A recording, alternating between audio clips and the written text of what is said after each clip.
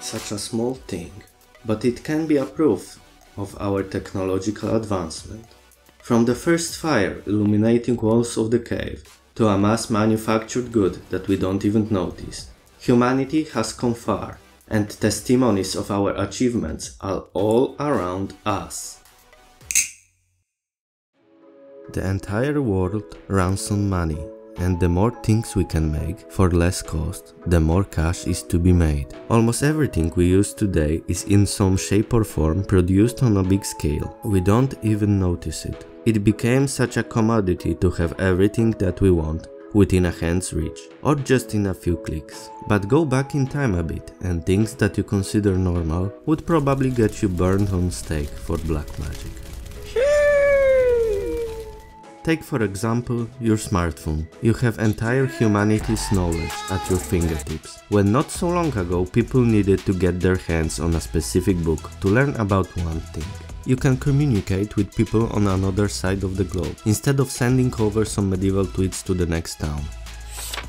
You can even watch, subscribe and like this video whenever you are in the world.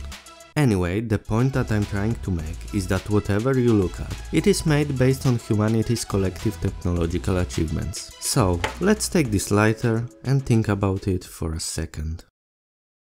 The ability to carry fire everywhere you go is pretty amazing thing if you think about it. But it wasn't until 2 centuries ago we made it possible. Before that, people carried pieces of flint, fire steel and tinder to start a fire. Now we are here and we can buy lighters in every shop and gas station. You flick the wheel producing a spark. Press the end of a fork to open valve, releasing gas that ignites. Very simple, but to even see how this thing came to be, we should split it into parts. Main ones are plastic body, metal hood, springs, valves and parts of gas release mechanism, for example fork, then flint, spark wheel and of course fuel. Other kinds of lighters may include refill valve and produce spark using piezoelectric switch. Each single part needs to perform its function and fit the entire assembly. Parts need to be made as cheaply and as fast as possible. Every cent that can be cut from manufacturing cost is important, especially when some companies make over 6 million lighters daily. That's why all bigger factories use refined manufacturing methods, have specialized modern equipment and use highly engineered materials. But let's not get ahead of ourselves and start from the beginning.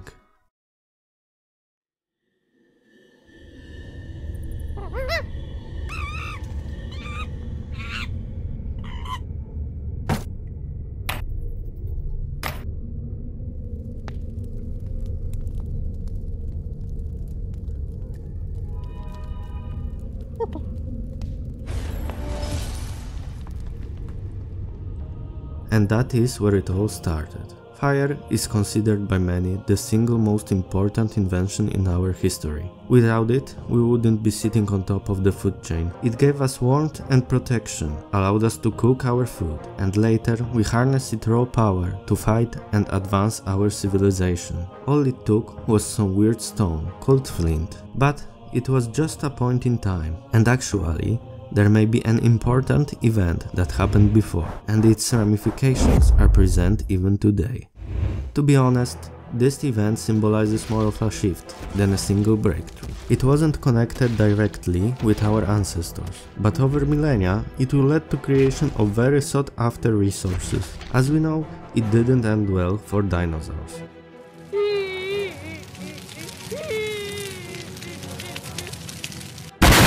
But it made it possible for other animals to emerge, such as mammals, that will rule the earth from now on. It is important to remember that before us, countless other life forms died and decomposed. Molecules from their bodies seeped into the ground. Through time, their remains turned into fossil fuels. Hydrocarbons contained within them are an excellent source of energy and chemicals that will become the foundation of our modern world. Coal will fuel future's industrial expansion, and crude oil is a resource that even to this day we consider waging wars to take control of its deposits. Also, natural gases, propane and butane, which are used for example in lighters. But it is a long time before the power of fossil fuels will be harnessed by humans. Humans have been busy.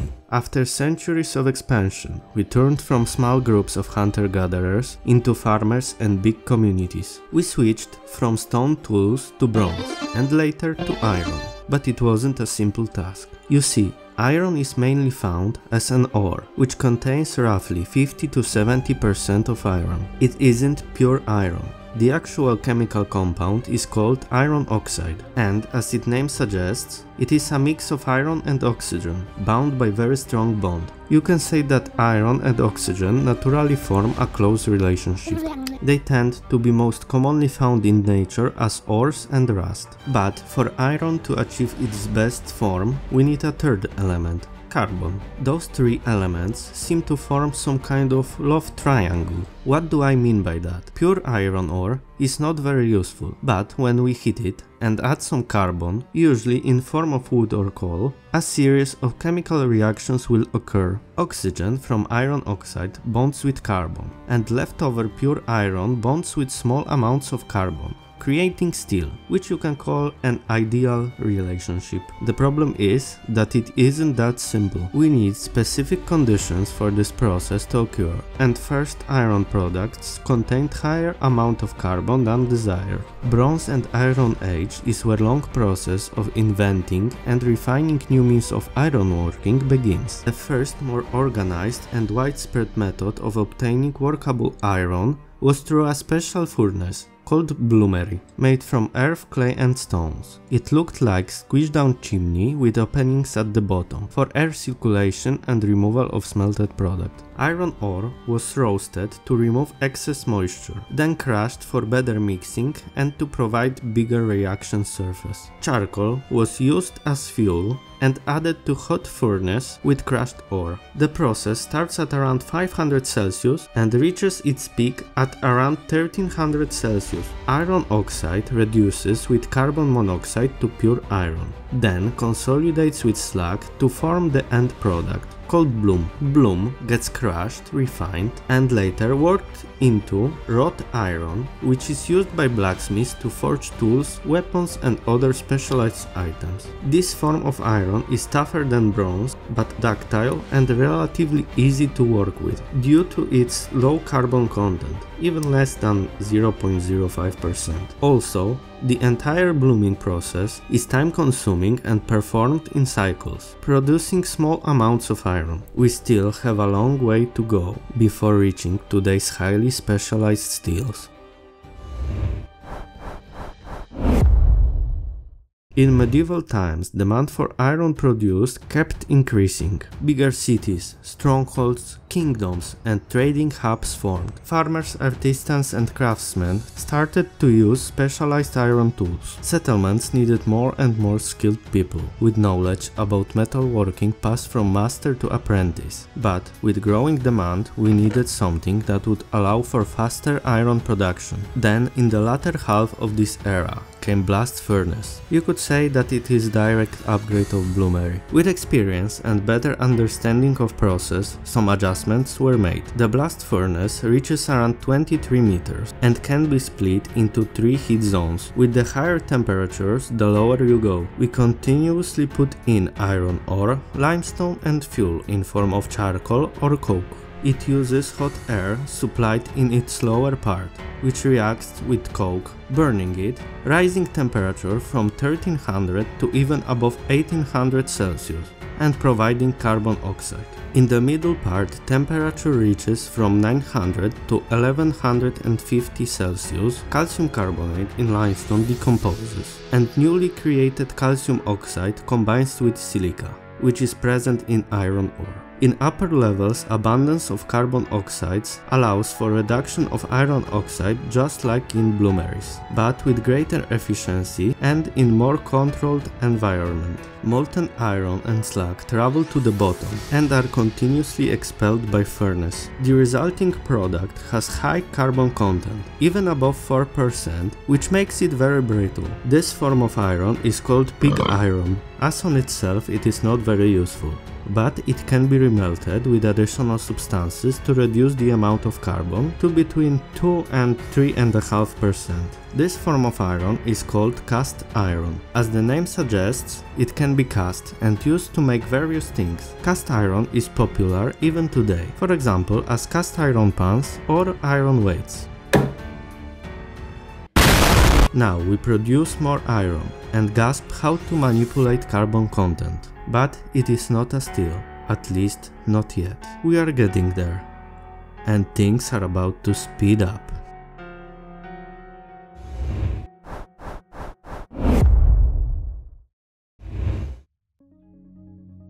In 18th century came Industrial Revolution. With a sprinkle of child labor, every industry skyrocketed. We produced more goods, expanded our population, made more money, used more resources, exponentially increased greenhouse gases emissions, and sped up degradation of natural environments. But I digress. The important thing was that iron products were getting more and more common, and the invention of steam engine helped with some automation. But what about steel? We made it in small quantities in the past, but nothing revolutionary. You see, there is this thing called iron-carbon phase diagram. If you ever studied some form of engineering, you have at least heard about it. In short, it shows how different mixtures of iron and carbon react to heating, and allows us to deduce what kind of iron-carbon structures we get. What is important is that between our wrought iron and cast iron, we get spot where the really good stuff is. That is steel, easy to work with and resistant to fractures as wrought iron, and improved strength without cracking as easily as cast iron. We got both kinds of iron, we just need to increase or decrease the amount of carbon in it. There were two methods popular at this time. Cementation, which used wrought iron, covered it with charcoal, and through a long heating, carbon seeped into iron to form steel. On the other hand, we get puddling, which uses pig iron. It is heated in special furnace with additional oxides that allow carbon to burn and reduce impurities. But both of those methods quickly got overshadowed by the invention of the Bessemer process. It is actually quite simple. You pour molten pig iron with some additives into a Bessemer converter, which looks like a big concrete mixer. Air passes through the bottom of converter, then through molten iron, where it reacts with impurities through oxidation and raises temperature of molten mass. Impurities travel to the top, forming slag, and carbon is burned due to higher heat. The best thing about it is that one cycle takes 10 to 20 minutes and can turn up to 5 tons of pig iron into steel. Now we are really close to the steel that we use today. On the horizon are some breakthroughs that will lead to change of the most common materials used today.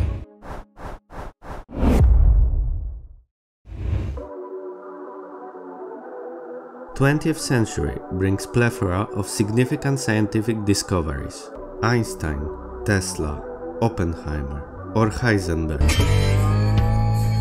Those names will fundamentally change our understanding of the world. Physics and chemistry fields advance rapidly. With this came the opportunity to further modify existing materials to better suit our needs. Take for example steel. We noticed that we can add different elements to the mixture of iron and carbon. Chromium, nickel, manganese and others could alter properties of steel and form new alloys. One of those new alloys is stainless steel, in which the addition of chromium increases its corrosion resistance. On the other hand, new alternatives to steel emerged, such as aluminum or titanium. We further developed our iron refinement processes and created open heart method and basic oxygen method, which are still used to this day. New materials were made using rare minerals. One of those is even used in lighters. It is called ferrocerium and is used instead of flint. At the beginning we talked about formation of fossil fuels,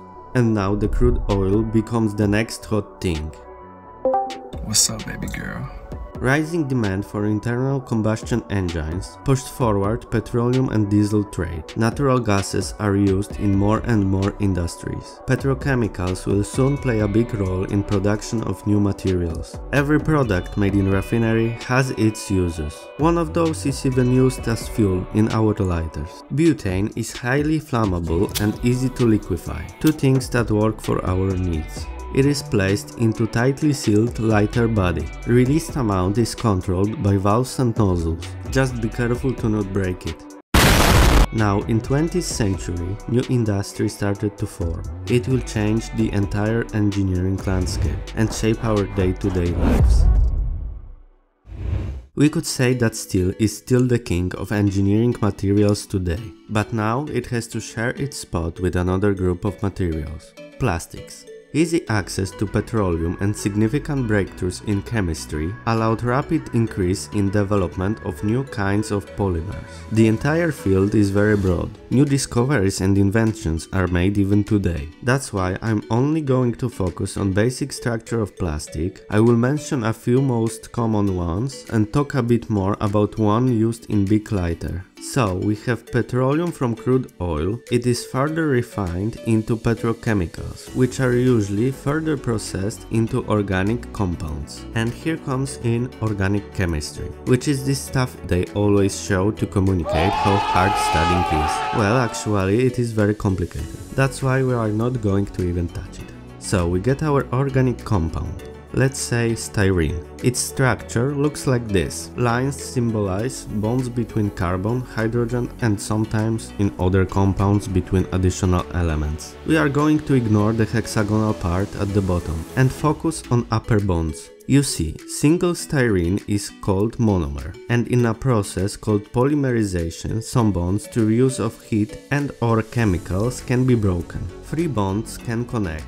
to other free bonds of styrene and form long chains. This product is called polystyrene. That is what we usually mean when we say plastic. It can be used in solid form or more commonly turned into a foam, which is called styrofoam. Basically, we can say that most plastics are made like this. The other widely known plastic is polymethyl methacrylate, in short PMMA, also known as acrylic glass or plexiglass. Next, the most common plastic, polyethylene, PE in short, is used in packaging products such as plastic bags and bottles. Plastic in this lighter is polyoxymethylene, in short POM or POM, under a brand name of Delrin. It is thermoplastic, which means that due to high temperature it can turn plastic, kind of like goo. It is also characterized by high strength, hardness and stiffness. It is white, but can be changed to many different colors. It is used in automotive industry, in more precise engineering applications, and also to make skis, guitar picks and yo-yos. And that was the last big piece of our lighter puzzle.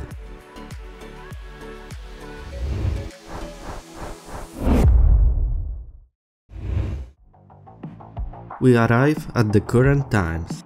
Finally, all materials are in place. Carefully calculated and designed parts are ready to be made. Exactly, to be made. We got materials, we got the knowledge, but how do we turn steel into lighter components? You see, manufacturing is a whole other can of worms. This video would be 3 times longer if we had to talk about the most important steps to get on the current level of technology. That's why I will only talk about 2 of them. Precisely about stamping of steel and injection molding of plastic. Let's start with steel. Firstly, it is delivered in form of sheets, then fed to stamping machine. Looking at the amount of parts made per day, I would say it is done in form of a progressive stamping. Instead of performing each step on a different machine, we could feed a sheet of metal through a series of stamps with different shapes that will do each operation one after another. Stamping or pressing is rather simple. You have 2 dies that together form a specific shape which is used to bend, punch, stamp, coin or cut different shapes into sheet metal. One die is connected to a ram which moves and provides the necessary force, and the other die is seated on a fixed bed. This process is fast, simple and provides a reputable end product. Up next, injection molding of plastic. More complicated process requires close control of all critical parameters, such as temperature, pressure and time. We can divide it into two parts. First, injection side, plastic in form of granulate is put inside. Then, through friction between walls of cylinder and rotating screw, it melts. When plastic is melted, it gets pushed through a nozzle into a second part, the mold.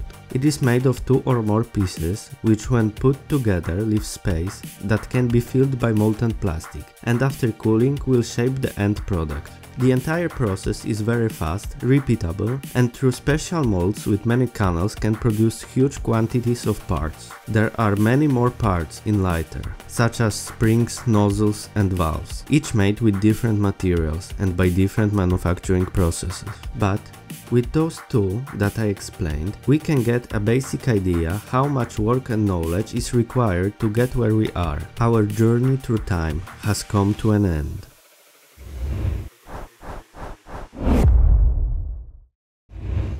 Finally, we have the entire picture. It has taken us millennia of localized advances and thousands of years of collaborative human work to make something this small and inconspicuous. We didn't even consider how each part is designed, logistics of entire process, and how manufacturing methods came to be. We use materials that formed long before our ancestors roamed the earth, use technologies that were refined by countless generations, and often cooperate with other people around the world. And lighter is just one of many things that surround us. Just imagine how much effort is required to make a computer or send a satellite into orbit. Humanity came far, and working together we may reach the stars. I hope that I got my point across. Maybe in the future I will revisit some of the things present in this video. Let me know in the comments if you want me to talk about something else. Also, if you think that I missed something important, write about it down below. And you should also subscribe and like this video. See you all soon.